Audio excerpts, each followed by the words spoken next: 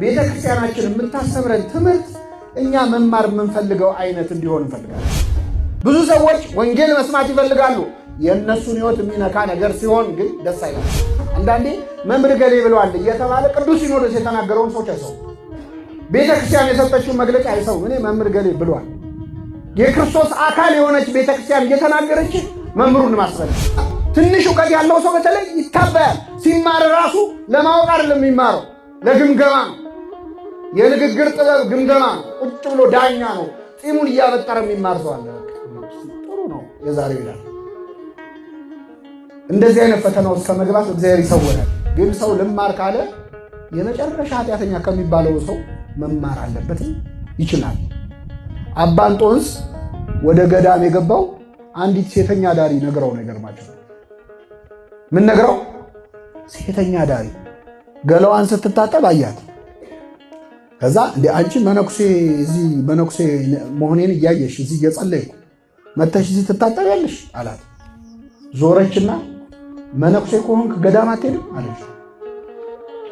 በጣም ልቡን ነክቶት ደረቱን እየደቃ እውነቷን እኮ ነው መነኩሴ ከሆንክ ገዳም ግባ አለችኝ እኮ ብሎ ወደ ምድረ በዳ ሸሸ። ምንኩስና በሱ ተጀመረ። አሁን እኛ ብንሆን አንቺ ደግሞ ስለ ገዳም ታወራለሽ፣ አታፍሪ፣ ምን እንደምትሰሪ ማላቅ መሰለሽ ለምንድን ነው? ልጅ በጣም ጥሩ ጉባኤ አለ ና ልውሰድ፣ ጥሩ ትምህርት አለ ብሎ ጓደኛውን ይጠራዋል። እሺ ብሎ ጠራው። መጣ።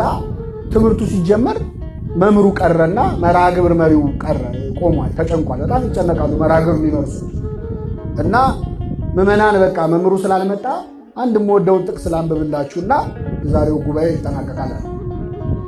ገለጠና ጥቅስ አነበበላቸው። ጥቅሱ ምንድነው የሚለው? አብርሃም ይስሐቅን ወለደ፣ ይስሐቅም ያዕቆብን ወለደ፣ ያዕቆብም እገሌን ወለደ። ይሄ የሚላል አይደል? ዮሐንስ ማቴዎስ ወንጌል ምዕራፍ የዘር ሐረጉን እገሌም እገሌን ወለደ፣ እገሌም እገሌን ወለደ ብሎ የሰማነውን በልቡናችን ያሳድር።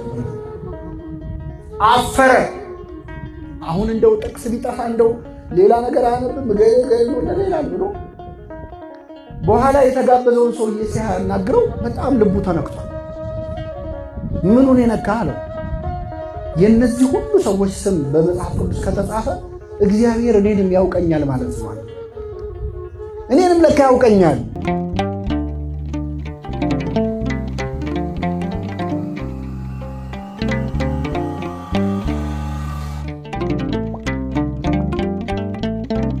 ለመረዳት እንዲችል አንድ ክርስቲያን ማድረግ የሌለበት ብዙ ነገር አለ። የመጀመሪያው አሁን ሲያደርጉ እንዳየናቸው ምን አይነት ተማሪዎች ነን ሲባል የመጀመሪያው ነገር ትምህርቱን የምንመርጥ ተማሪዎች መሆን የለብን። ምን የምንመርጥ? ትምህርት የምንመርጥ። ትምህርት የምንመርጥ ማለት መንፈሳዊ ትምህርትን ሰው ሁሉ ይማረዋል ደስ ብሎት፣ ግን ትምህርቱ እንደሚፈልገው ሲሆንና እንደሚፈልገው ሳይሆን የተማሪው አቀባበል አንድ አይነት አለ። በዚህ ላይ ሊማሩ የመጡት ሰዎች ቀኑን ሙሉ ጌታን ሲያሳድዱ የዋሉት ምን እናገኛለን ብለው አይሰማም። ምግብ ፈልገው ክርስቶስ መጨረሻ ላይ ካሁን መና አውርዶ አበላን፣ ትናንት ማታ በልተናል፣ ወይ ቁርስ ወይ ምሳ ዛሬ እሱ ጋር እንበላለን ብለው በጀልባ ሲያሳድዱት ውለው እንጀራን ይሰጠናል ብለው ሲያስቡ የሕይወት እንጀራ እኔ ነኝ፣ ይህ እንጀራ ምን ነው አለ፣ ሥጋዬን ብሉ ደሜን ጠጡ ብሏቸው አረፉ። ይህን ጊዜ ትምህርቱ አልተመቻቸው። ትምህርቱ እንደሚፈልጉት አልሆነ። የሚፈልጉትን ነው እንጂ መማር የፈለጉት የሚያስፈልጋቸውን አይደለም። ክርስቶስ ያስተማረው የሚፈልጉትን ሳይሆን ምን ይላቸው ነው? የሚያስፈልጋቸው የማን ሥጋና ደም? የክርስቶስ። የመጀመሪያው እንደ ተማሪ በጣም ብዙ ዋጋ እየከፈልን ያለ ነው። ቤተክርስቲያናችን የምታስተምረን ትምህርት እኛ መማር የምንፈልገው አይነት እንዲሆን እንፈልጋለን። ክርስቶስ ሊቀ ካህናት ነው። በአጠገቦቻችን ንስሐ አባቶቻችን አሉ። ልክ ጌታ ጋር የተማሩ ሰዎች ክርስቶስ ምግብ እንዲያበላቸው ብቻ እንደፈለጉት በጣም ብዙ ሰዎች ንስሐ አባት ይይዛሉ። ንስሐ አባታቸው ቤት መጥተው ጠበል እንዲረጩ ይፈልጋሉ። ማዕድ እንዲቆርሱ እንዲባርኩ ይፈልጋሉ። ሲታመሙ እንዲጠይቋቸው ይፈልጋሉ። ቁረቡ እንዲሏቸው ግን አይፈልጉም። የዛኔ ጨዋታው ምን ይላል? ያቆማል። አይ መጡና እዚህ ላይ አበላሹት ይላል። ሰው ስብከት ይሰማል፣ ደስ ብሎት ይሰማል፣ በፍቅር ይማራል። አቤት መምህር ገሌ አቤት ዛሬ ያስተማሩት ትምህርት ብሎ ተደንቆ ይሰማል። መቼ ነው ትምህርቱ የሚያስጠላው? ንስሐ ግባ የተባለ እንደሆነ ሥጋ ወደሙ ተቀበል የተባለማ ከሆነ በተለይ ወጣት ከሆነ መምህሩ መጣና አበላሸኛል። አንድ ጊዜ ዱባይ የሚባል ሀገር ቅዳሴ እንግዲህ በጣም ደስ የሚለው አረብ ሀገር ሲባል እኛ የምናስበውና እውነታ መሬት ላይ ያለው ነገር በጣም ይለያያልና ቅዳሴ ሲቀደስ መቅደሱ ውስጥ ያስቀደሰው በሙሉ ይቆርባል። በሙሉ ነው የሚቆርብ እና ሰው ሁሉ ሲቆርብ አንድ ልጅ ለበዓል መጥቶ እዛ ቆሞ ሲያይ ሰው ሁሉ ሲሄድ እኔም ልቁረብ ብሎ ተሰልፎ ተከትሎ ቆረበ። ቁርባን መሆኑን ራሱ አላወቅም። ከዛ ሲወጣ ቆራቢዎች በዚህ ጋር ሲባል አይኔ ቆራቢ አይደለሁም ማለትና ወደዛ ሄደ። ከዛ ሲሄድ እንዴ ኧረ ቅድም ተቀብለሃልና አሉ። ቁርባን ነው እንዴ አለ። ወይኔ እናቴ አለ። ብዙ ነገር ሳላይ አለ። አሁን ለዚህ ሰውዬ ሥጋው ደግሞ መቀበል ማለት ሞት ነው። የዘላለም ሕይወት አይደለም፣ ሞት ነው ለሱ። አበቃልኝ አለ። በስንት መከራ ተምሮ በስንት መከራ ተገስጾ እሱማ እኮ ሥጋው ደግሞ ተቀብለሃል አሳድፈው ነው እንጂ ክርስትና ስትነሳስ ተቀብለ የለ ወይ አብሮ ነው ያለው ብለን በስንት መከራ ጽናና ከዚህ ብዙም እንኳን ይሻላል። የርቀት ትምህርት ላይ ችግር የለብንም። የርቀት ይሁን እንጂ ቤተክርስቲያን በርቀት አይደል? ብቻ ንስሐ ሥጋው ደግሞ መቀበል ወደ መቅደሱ መቅረብ ያ ሲሆን ትምህርቱ አይስማማም። የእነዚህ ሰዎች እንግዲህ ችግር ይሄ ነበረ። ሐዋርያት ሁሉ ትምህርቱ እንዲስተካከል ሀሳብ አቀረቡ። ይገርማቸዋል። ጌታ ሆይ ይሄ የሚያስጨንቅ ንግግር ነው፣ ማን ሊሰማው ይችላል አሉ። ጥሩ ስትናገር ውለህ አሳና እንጀራ አበርክተህ አብልተህ ሰው ሁሉ ደስ ብሎ ሲከተል ውሎ መተህ ሥጋዬን ብሉ ስትል ይሄ ያስጨንቃል። የቤተክርስቲያን ትምህርት ሁሌ ስለ ሥጋ እንዲሆን የሚፈልግ ሰው፣ ሁሌ ስለ ምግብ፣ ሁሌ ስለ ችግር፣ ስለ ኑሮ ውድነት፣ ስለ ዓለም ላይ ስላለው ኪዮስ መበጥበጥ፣ ስለ እሱ ብቻ ተጽናንቶ ደስ ብሎት የፊል ጉድ ሙቪስ እንደሚባሉት አይደል? በቃ ሰው ደስ ብሎት መሄድ ያምረዋል። ስለ ንስሐ ስለ መግባት ሥጋው ደግሞ ስለ መቀበል ሲሆን ግን ደስ አይለው እና ይሄ በቤተክርስቲያን ታሪክ የሚገርማችሁ ብዙ ሰው ተፈትኖበታል። መናፍቃንም ተነስተዋል እኮ ሥጋዬን ብሉ ደሜን ጠጡ የሚለውን ነገር መቀበል አቅቷቸው አይ ሥጋዬ ያለው ሥጋዬ ለማለት አይደለም መታሰቢያ አድርጉ እንዲሁ እንደ ሥጋዬ ቁጠሩት አላለም ክርስቶስ። ሥጋዬን የሚበላ ደሜን የሚጠጣ የዘላለም ሕይወት አለው፣ ያልበላ ያልጠጣ ሕይወት የለውም። ሐዋርያት ያስጨንቃል ሲሉትም አይ እኔ እኮ ማለት የፈለኩት ሥጋዬ ሳይሆን እንዲህ ለማለት ነው አላለም። አልተረጎመውም። ትርጉም ያለው ቢሆን ይተረጉመው ነበር። ለዓለም የምሰጠው እንጀራ ሥጋዬ ነው አለ ክርስቶስ። አይስተባበልም። ማንም ሊጨንቀው ይችላል። ሥጋዬን ብሉ ደሜን ጠጡ አለ። ሐሙስ ዕለትም ሐዋርያቱን ሰብስቦ እንካችሁ ብሉ ይህ ምኔ ነው። ከኔ ጋር ናችሁ? እንካችሁ ብሉ ይህ ምኔ ነው፣ ሥጋዬ ነው። ትርጉም ያለው ቢሆን ተረጉመው ነበር። ሥጋዬ ያለው አማናዊ ሥጋው ደሙ ነው። ሁላችንም ለሥጋው ደሙ ያብቃል። ሕይወት የሚገኝበትን ትምህርት የማይታገሱበት ዘመን ይመጣል ይላል ቅዱስ ጳውሎስ ለክርስትና ልጁ ለጢሞቴዎስ። አንተ አስተምር፣ ምከር፣ ዝለፍ ይለውና ሕይወት የሚገኝበትን ትምህርት የማይታገሱበት ዘመን ይመጣል። ምዕመናን ጆሮዎቻቸውን የሚያሳክክ ስለሆነ እንደገዛ ምኞታቸው አስተማሪዎችን ለራሳቸው ያከማቻሉ። የሚፈልጉትን አይነት ትምህርት ከሆነ ይሰማሉ። ወደ እነሱ ሕይወት ዞር ሲል ግን ደስ አይላቸው። ትምህርቱን ወደው ይሰማሉ። እንደ ሄሮድስ ይገርማቸዋል። የመጥምቁ ዮሐንስን ትምህርት በጣም ይወድ ነበር። እንደው ምን ይላል ማርቆስ ወንጌል ምዕራፍ 6 ላይ ከቁጥር 20 እርሱም ሰምቶ በብዙ ነገር ያመነታ ነበር፣ ዮሐንስንም በደስታ ይሰማው ነበር ይላል። በምን ይሰማው ነበር? በደስታ። መጨረሻ ላይ ዮሐንስን አንገቱን አስቀልቶ ያስገደለው ማን ነው? ሄሮድስ። ለምን? ወደ ሕይወቱ መጣበታ። የወንድምህን ሚስት ማግባት አትችልም፣ ይሄ አይፈቀድም፣ ሕግ አይደለም ሲለው ይወደዋል። ስብከቱን እኮ ወደ እሱ ሕይወት ሲመጣ ግን ደስ አላለው። ብዙ ሰዎች ወንጌል መስማት ይፈልጋሉ፣ የእነሱን ሕይወት የሚነካ ነገር ሲሆን ግን ደስ አይላቸው። ስለዚህ መጀመሪያው እንደ ክርስቲያን በጣም የሚጎዳን ተምረን እንዳልተማረ የሚያደርገን ትምህርት መምረጥ ነው። እግዚአብሔር ከዚህ ይሰውረን። ሁለተኛው መምህር መምረጥ ነው። አስተማሪ ያለ ገደብ ማድነቅ፣ እቺን ቃል ሲያብራችሁ ይበሉ። አስተማሪ ያለ ገደብ ማድነቅ። በመጀመሪያ መምህራን በቤተ ክርስቲያን የሚሰብኩን የሚያስተምሩን መምህራን ሁሉም ሰው የሚያስተምረው በጸጋው ነው አይደል? ነው። ስለዚህ እግዚአብሔር ለእያንዳንዱ እንዳካፈለው መጠን ነው የሚያገለግለው። ለአንዱ የመዘመር ጸጋ ይሰጠዋል፣ ለአንዱ የማስተማር ጸጋ ይሰጠዋል፣ ለአንዱ የመቀደስ ይሰጠዋል። የጸጋ ስጦታ ልዩ ልዩ ነው፣ መንፈስ ቅዱስ ግን አንድ ነው ነው የሚለው። ለአንዱ መናገር ይሰጠዋል ብሏል ቅዱስ ጳውሎስ። ስለዚህ ሁሉም ሰባኪዎች አይደሉም፣ ሁሉም አስተማሪዎች አይደሉም። ሁሉም የሚያስተምረው ትምህርት ወጥ ነው፣ ዋናው ቃሉ ነው እንጂ የሚል ትምህርት የላትም ቤተክርስቲያን። በነገራችን በጸጋ ታምናለች። ቅዱስ ጳውሎስ ሁለተኛ ቆሮንቶስ ምዕራፍ 8 ከቁጥር 18 ላይ ምን አለ? ስለ ወንጌል ስብከት በአብያተ ክርስቲያናት ሁሉ የተመሰገነውን ወንድም እንልካለን። እስኪ በሉ፣ ስለ ወንጌል ስብከት በአብያተ ክርስቲያናት ሁሉ ምን ያለውን የተመሰገነውን ወንድም እንልክላቸዋለን እንዲያስተምራችሁ። ስለዚህ በወንጌል ስብከታቸው በአብያተ ክርስቲያናት ሁሉ የተመሰገኑ ሰባኪያን ሊኖሩ ይችላል።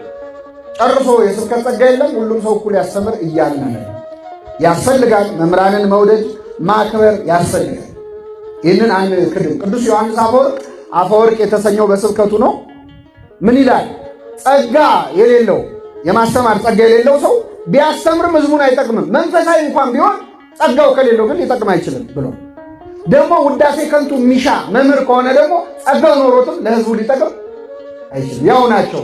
ጸጋ የሌለው መምህርና ጸጋ ኖሮት ውዳሴ የሚፈልግ መምህር አንድ ናቸው ይላል ቅዱስ ዮሐንስ አፈወርቅ።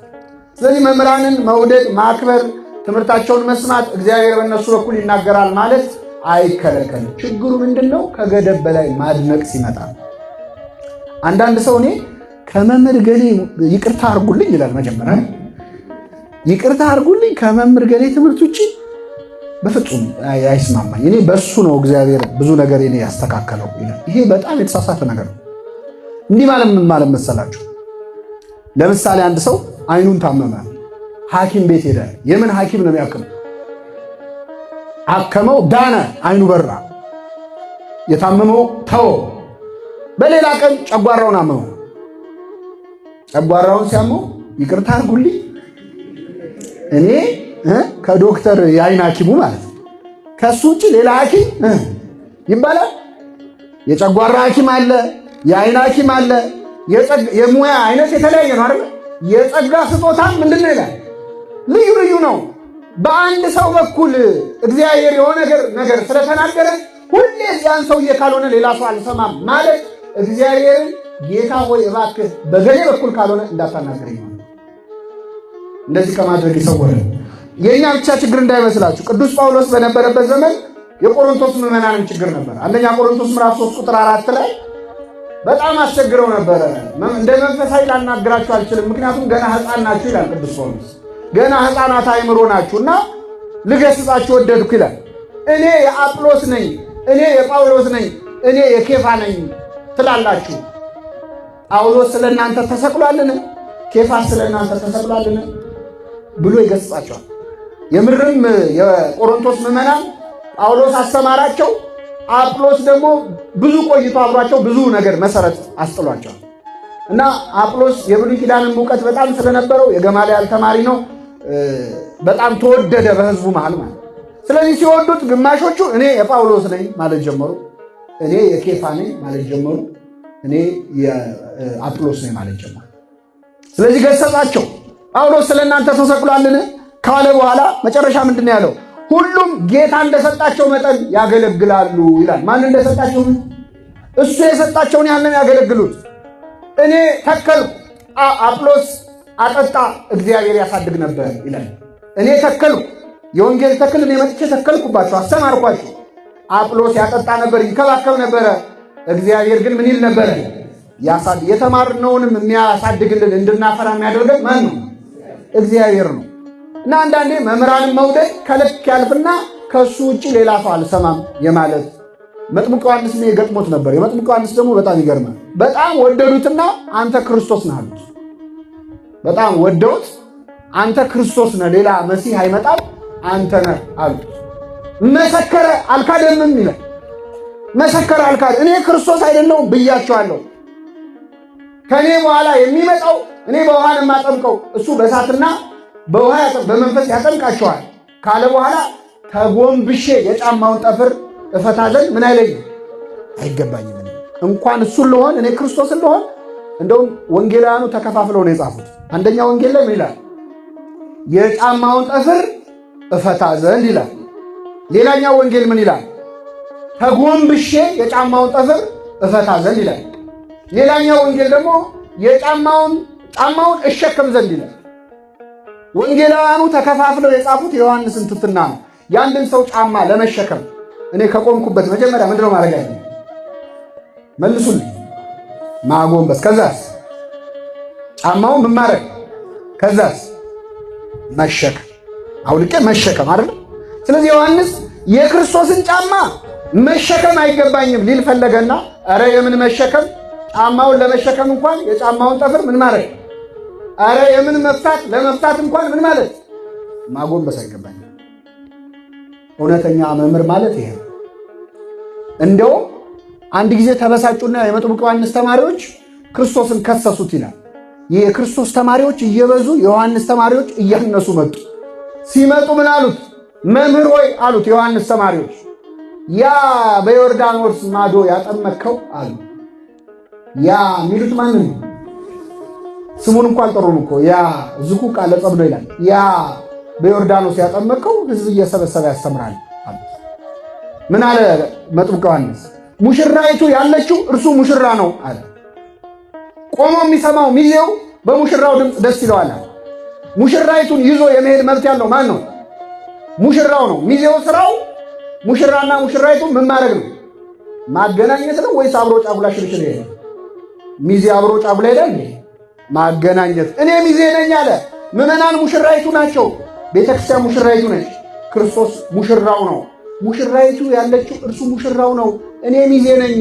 እነሱን ካገናኘው በኋላ ደስታ የተፈጸመ እሱ ሊልቅ እኔ ላንስ ይገባኛል አለ። በረከቱ ይደርብን። ስለዚህ መምህራን ከመጠን በላይ ስንወዳቸው አንዳንዴ ከቤተ ክርስቲያን በላይ እናደርጋቸው። አሁን ክርስቶስ እንግዲህ እያስተማረ ስላልሆነ ከክርስቶስ በላይ ከማድረግ ከቤተ ክርስቲያን በላይ ማድረግ ይቀለናል ለእኛ። አንዳንዴ መምህር ገሌ ብለዋል እየተባለ ቅዱስ ሲኖዶስ የተናገረውን ሰዎች አይሰው፣ ቤተ ክርስቲያን የሰጠችውን መግለጫ አይሰው። እኔ መምህር ገሌ ብለዋል። የክርስቶስ አካል የሆነች ቤተ ክርስቲያን እየተናገረች መምህሩን ማስበለጥ። እስከ አምልኮም የገቡ ነበሩ። ሐዋርያት አንድ ቦታ ሄደው አስተማሩ። በጣም ሲያስተምሩ ታምር ሲፈጽሙ ህዝቡ ደስ አለውና ድስት አቀረበላቸው። ምን ሊያደርግ? መስዋዕት ሊሰዋ ለነሱ። ሐዋርያት ሮጠው አመለጡ ይላል። ወደ እግዚአብሔር ዞር ትሉ ዘንድ እንለምናችኋለን አሉ። ወደ ማን ዞር ትሉ ዘንድ? እኛን ትታችሁ ወደ እሱ ዞር በሉ ተውን እስኪሉ ድረስ እና እጅግም ጻድቃቱን እጅግም ደግሞ ኃጢአቱን እንደሚለው ጠቢቡ ሰሎሞን ከመጠን በላይ መምህራንን መውደድና ከልክ በላይ ከነሱ ውጭ ማንም አያስተምረኝም ማለት እጅግ በጣም በጣም እግዚአብሔርን የሚያሳዝን ነው። እንደዚህ ከመሆን ይሰውረን። ባይሆን መምህራንን መውደዳችን የሚታየው ትምህርታቸውን በመፈጸም ነው፣ ያስተማሩትን በማድረግ። ቅዱስ ዮሐንስ አፈወርቅ ሲያስተምር ህዝቡ ያጨበጭባል። ልክ ትምህርቱን ሲጨርስ ያጨበጭብለታል። ከዛ በሌላ ቀን መጣና ምን አላቸው? ከምታጨበጭቡልኝ የተማራችሁትን ሂዱና በህይወት ኑሩት፣ ፈጽሙት። ያን ጊዜ ነው ደስ የሚለኝ አላቸው። ይህን አስተምሮ ሲጨርስም አጨበጨቡ። አይሰሙ እና በእውነት መምህራንን ከእግዚአብሔር በላይ ከቤተ ክርስቲያን በላይ ከፍ አድርጎ ከማየት እግዚአብሔር በቸርነቱ ይሰውራል። ምን ልናደርጋቸው ነው የተናገረው ራሱ ቅዱስ ጳውሎስ ዕብራውያን ምዕራፍ 13 ቁጥር 1 ላይ ተዘከሩ መኳንንቲክሙ ዘነገሩክሙ ቃለ እግዚአብሔር፣ የእግዚአብሔርን ቃል የነገሯችሁን ዋኖቻችሁን አስቡ። በምን? በጸሎት ነው። በጸሎት አስቧቸው። የሚያስተምሯችሁን ሰዎች በጸሎት አስቧቸው። እሳት ላይ እንደቆሙ በሰው ፊት እንደቆሙ ለኃጢአትም ለጽድቅም የተጋለጡ እንደሆኑ አውቃችሁ የሚያስተምሯችሁን ሰዎች አስቧቸው፣ ጸልዩላቸው፣ እርዷቸው በሚያስፈልጓቸው። ቅዱስ ጳውሎስ ያዘዘን ይህንን ነው። ሶስተኛው እንግዲህ አንደኛ ትምህርት መምረጥ አለ። ሁለተኛ መምህራንን ያለ ገደብ መውደድ ነው። ሶስተኛው መምህራንን ማቃለል ነው። የዚህ ደግሞ ተቃራኒ መምህራንን ማቃለል ነው። በተለይ ለዚህ ትውልድ በጣም ፈተና ከሚሆኑ ነገሮች አንዱ መምህራንን በጣም መውደድ አለ፣ መምህራንን መጥላትም አለ። እኔ መምህር ገሌ ገና ሳይሆኑ ደም የሚፈለው የሚል ሰው አለ። ገና ትምህርቱ ሲጀምር ነው የምዘጋው የሚላል። በምን ምክንያት? የተለያየ ምክንያት ይሆናል። አንዳንዱ በተለየ ትውልድ ብዙ ነገር ያነባል፣ ብዙ ነገር ይላልና ከኔ በላይ ምን ያውቃል አይነት ስሜት፣ ምን አዲስ ነገር ይናገራል የሚል ትዕቢት። ትንሽ ያነበበ ሰውማ በጣም አስቸጋሪ ነው። አንድ መጽሐፍ ካነበበ ሰው ተጠንቀቅ ይባላል። አይችልማ፣ በጣም አስቸጋሪ እና ትንሽ እውቀት ያለው ሰው በተለይ ይታበያል። ሲማር ራሱ ለማወቅ አይደለም የሚማረው፣ ለግምገማ ነው። የንግግር ጥበብ ግምገማ ነው። ቁጭ ብሎ ዳኛ ነው። ጢሙን እያበጠረ የሚማር ሰው አለ። በቃ ጥሩ ነው የዛሬው ይላል። እንደዚህ አይነት ፈተና ውስጥ ከመግባት እግዚአብሔር ይሰውራል። እና መምህራንም አቃለ ምን አውቃለሁ። እግዚአብሔርም እንዲህ አይነቱን ትዕቢተኛ ሰው ደግሞ የሚፈልገውን ነገር አይሰጠውም። ምክንያቱም ለድሆች ወንጌልን እሰብካለሁ ነው የሚለው። ለምኖች? ለድሆች ማለት ነዳነ ነፍስ ስለሆኑ መንፈስ ስለሆኑ አላውቅም ለሚሉ ሰዎች ወንጌልን እሰብካለሁ።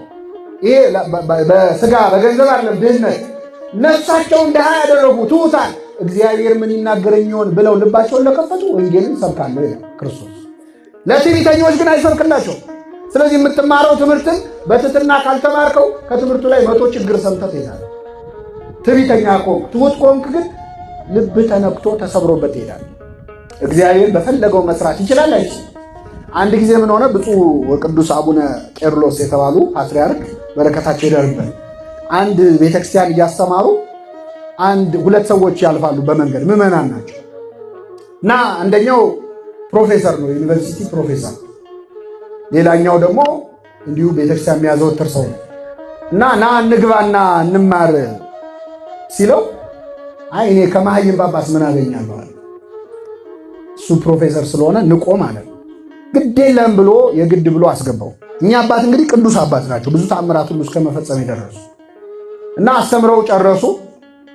ሲጨርሱ ዞረው ህዝቡን ማሳለም ጀመሩ እና ሲያሳልሙ እሱ ጋር ሲደርሱ ከመሃይም ጳጳስ ምን አገኛለሁ ብለህ መጣህ?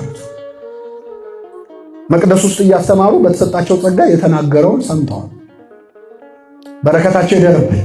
አንዳንዴ በቃ ከኔ በላይ ምን ያውቃል አይነት ትዕቢት፣ አዋቂ ነኝ ማለት ወይም ምን ያልተማርኩት ምን አዲስ ነገር አለ። ኑ ተማሩ ሲባሉ አንዳንድ ሰዎች ምን እኔ ኮርስ ሰንበት ትምህርት ቤት ብዙ እስመ ርዕስ አለ ክህደት ጸጊበ ትምህርት ውጡ ይላል። ትምህርት በቃይ ማለት የክህደት መጨረሻው።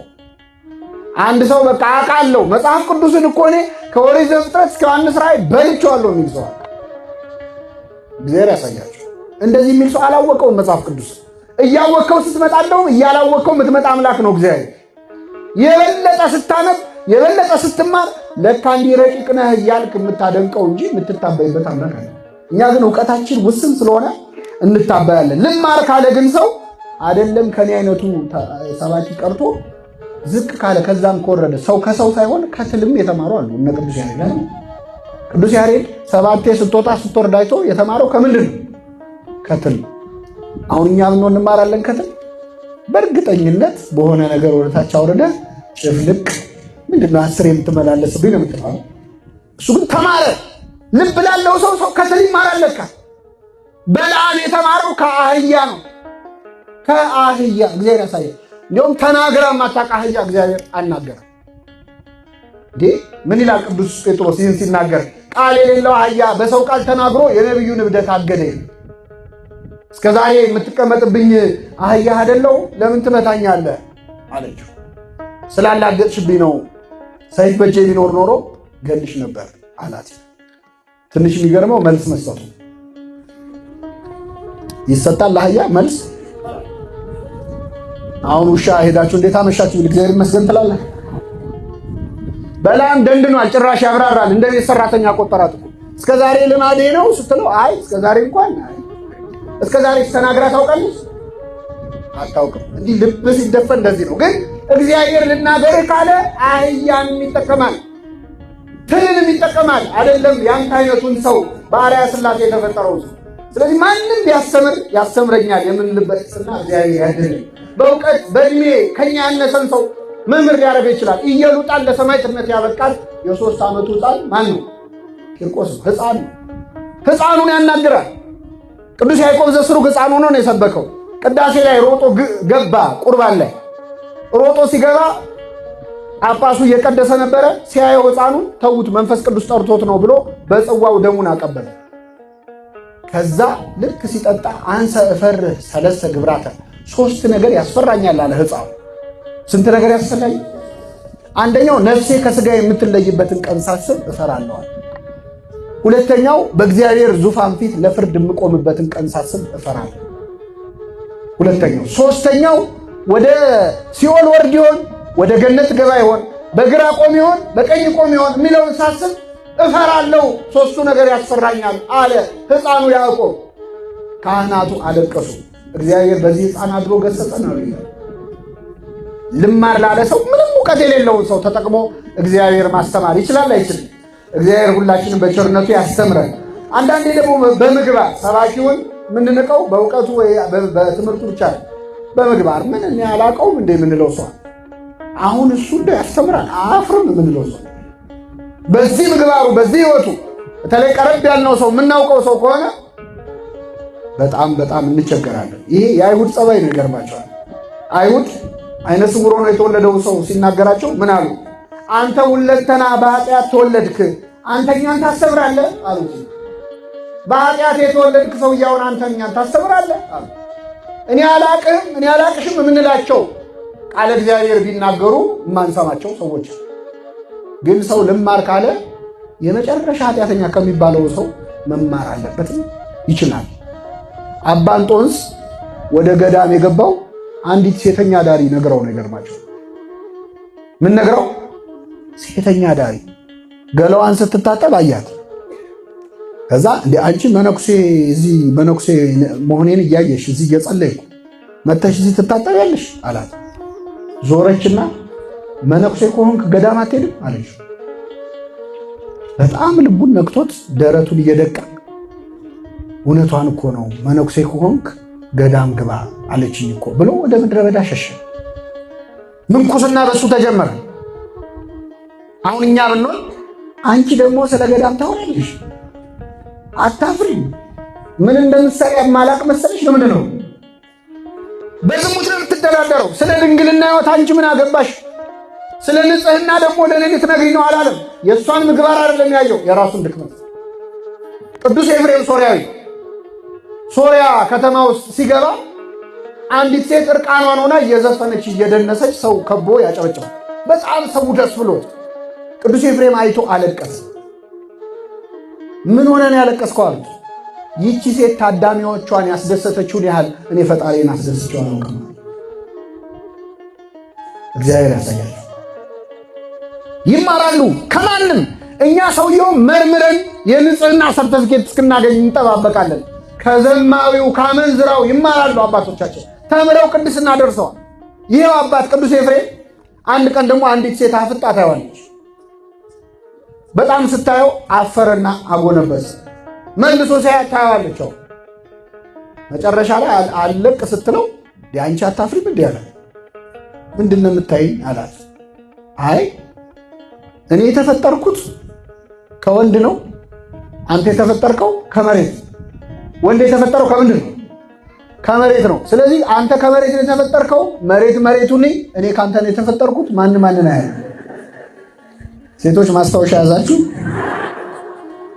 ቅዱስ ኤፍሬም ይገርማቸዋል። ይችን ቃል ሰምቶ በጣም ደንቆት አዲስ መጽሐፍ ጻፈ በዚህ ጉዳይ። ስለዚህ ሴት ነው ፍራግመንቱን የተገኘው ጠፍቷል፣ የጻፈው ድርሰት ማለት ለምን ታይኛለሽ ስላላት ሴት አዲስ መጽሐፍ ጻፈ። አባቶቻችን እንደዚህ ናቸው በእውነት። እነሱን የተማሪነት መንፈስ በልቡናችን ያሳድርብን። ሁልጊዜ መማርን፣ ሁልጊዜ ራስን በትህትና አንዳንዴ መምህር ገሌ ያስተምራል ብለን ወይ ጥሩ ትምህርት አለ ብለን ሰው ጋብዘን አንዳንዴ ትምህርቱ እንደማይሆን ይሆናል እና ሲሆን እናፍራለን። እግዚአብሔር ግን መናገር ይችላል አይችልም? ይችላል። አንዱ ልጅ በጣም ጥሩ ጉባኤ አለ ና ልውሰድ ጥሩ ትምህርት አለ ብሎ ጓደኛውን ይጠራዋል። እሺ ብሎ ጠራው። መጣ። ትምህርቱ ሲጀመር መምህሩ ቀረና መርሃ ግብር መሪው ቀረ፣ ቆሟል፣ ተጨንቋል። በጣም ይጨነቃሉ መርሃ ግብር የሚመርሱ እና ምዕመናን በቃ መምህሩ ስላልመጣ አንድ የምወደውን ጥቅስ ላንብብላችሁና የዛሬው ጉባኤ ይጠናቀቃል። ገለጠና ጥቅስ አነበበላቸው። ጥቅሱ ምንድነው የሚለው? አብርሃም ይስሐቅን ወለደ፣ ይስሐቅም ያዕቆብን ወለደ፣ ያዕቆብም እገሌን ወለደ። ይሄ የሚላል አይደል? ማቴዎስ ወንጌል ምዕራፍ የዘር ሐረጉን እገሌን ወለደ፣ እገሌም እገሌን ወለደ ብሎ የሰማነውን በልቡናችን ያሳድርብን። አፈረ። አሁን እንደው ጥቅስ ቢጠፋ እንደው ሌላ ነገር አያነብም፣ እገሌን ወለደ ይላል ብሎ በኋላ የተጋበዘውን ሰውዬ ሲያናግረው በጣም ልቡ ተነክቷል። ምኑን የነካ አለው። የእነዚህ ሁሉ ሰዎች ስም በመጽሐፍ ቅዱስ ከተጻፈ እግዚአብሔር እኔንም ያውቀኛል ማለት ነው። እኔንም ለካ ያውቀኛል አስቦ እንዲህ ከቆጠራቸው እኔንም ቆጥሮኛል ይላል። እግዚአብሔር ከመንግስቱ ሁላችንን ይቁጠራል። የመጨረሻው ነጥብ እስካሁን ያየነው ጌታ ሆይ ወደ ማን አንተ የዘላለም ሕይወት ቃል አለ። እንግዲህ አምላካችን ኢየሱስ ክርስቶስ ያዘነባቸው በመሄዳቸው ትምህርቱን አቃለው በመሄዳቸው ያዘነባቸው ተማሪዎች ያሳዩትን ትምህርት መምረጥን አይተናል። ሁለተኛ መምህሩን ከገደብ በላይ ማድነቅን አይተናል። ሶስተኛ መምህራንን ማቃለልን አይተናል። የመጨረሻው ለሕይወት ብሎ መማር። እስኪ በሉ ለምን ብሎ መማር? አሁን ለወራት ተምራችኋል። የተማርነው ለምንድን ነው? ለምን እንዲሆነን ነው? ለሕይወት ነው። ለጠቅላላ እውቀት አለ። እንደው አንዳንድ ሰው ሲጠይቀን መልስ ለመስጠት አይደለም። ቃለ እግዚአብሔር የምንማረው የዘላለም ሕይወትን ምን እንድንል ነው? እንድናገኝ። ቅዱስ ጴጥሮስ ርዕስ ባደረግነው ቃል ላይ ጌታ ሆይ ወደ ማን አንተ የዘላለም ሕይወት ምን አለ? አሁን የተማርነው ቃል የምን ቃል ነው? የዘላለም ሕይወት ቃል ነው። የምድራዊ ሕይወት ቃል አይደለም። የጊዜያዊ ሕይወት ቃል አይደለም። የሥጋዊ ሕይወት ቃል አይደለም። የዘላለም ሕይወት ቃል ነው። የተማርነው ለዘላለም ሕይወት ያድርግልን። ስንማር ቃለ እግዚአብሔርን ስንማር እግዚአብሔር ይናገረኛል ብሎ መማር ያስፈልጋል። እግዚአብሔር ዛሬ ለኔ ምን ሊለኝ ነው የሚፈልገው? ምን መልእክት ሊያስተላልፍልኝ ነው? በቆመው ሰው አድሮ በሚያስተምረው ሰው አድሮ የኔን ድካም አይቶ የትኛውን ቀዳዳ ሊሞላልኝ ነው? እግዚአብሔር በአንድ ልጁ በኢየሱስ ክርስቶስ የሚሞላው ክፍተት በእያንዳንዳችን ሕይወት ውስጥ አለ የለም? አለ። አንዳች የሚጎለን አንዳች የሚያንሰን ነገር አለ። ስለዚህ በምንማረው ትምህርት ውስጥ ዛሬ እግዚአብሔር ምን ሊናገረኝ ነው ብሎ መማር እጅግ በጣም ያስፈልጋል። ሳሙኤል ተናገር ባሪያህ ምን ይላል ይሰማል እንዳለው ቃለ እግዚአብሔር የሚማር ሰው ለሕይወት ብሎ መማር አለ።